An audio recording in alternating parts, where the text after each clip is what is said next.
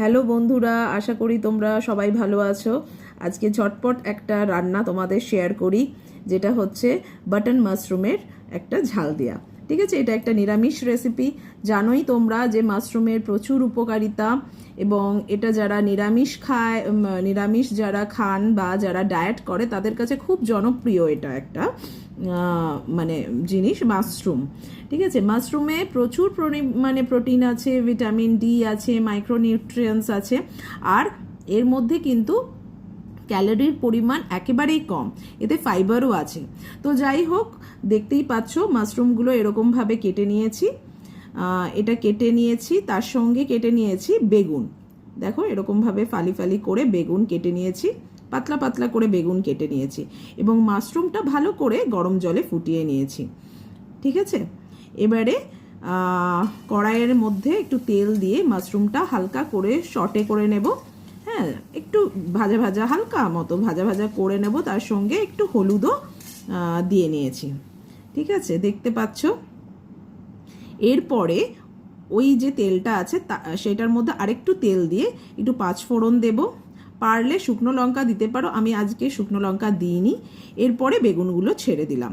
ঠিক আছে, বেগুনগুলো আস্তে আস্তে হালকা মতো ভাজলাম, বেশি ভাজতে হবে না, একদম ঝটপট রান্না, একদম 10-15 মিনিটের মধ্যে কিন্তু হয়ে যাবে।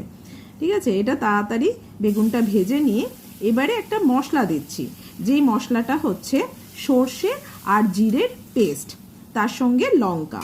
ঠিক আছে, গোটা লঙ্কা দিয়ে দিলাম, আমি বাটিও নি লঙ্কা, আর এটা কিন্তু আমার হাতে বাটা মশলা।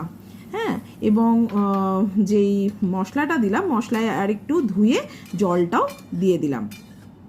ঠিক আছে, দেখো আমি দুটো কাঁচা লঙ্কা দিয়েছি, কাঁচা লঙ্কাগুলো একদম গোটা গোটা দিয়েছি, কাঁচা লঙ্কা আমি বেটে দিইনি। ঠিক আছে, মানে যারা ঝাল কম খাও তাদেরও কিন্তু এরকমভাবে দিতে পারো। এরপরে আমি দিলাম নুন আর হলুদ। ঠিক আছে, হলুদ দিয়ে দিয়েছি। দেখো এবারে ফুটছে, জিনিসটা ফুটে গেলে একটু ফুটবে, তখনই কিন্তু আমি মাশরুমটা দিয়ে দেব।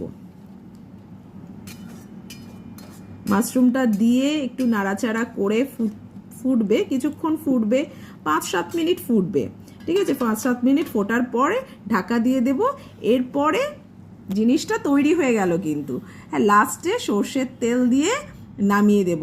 দেখো কত সুন্দর একটা বাটন মাশরুমের প্রিপারেশন তৈরি হয়ে গেল, খুব তাড়াতাড়ি, 15 মিনিটসে, খুব সুস্বাদু।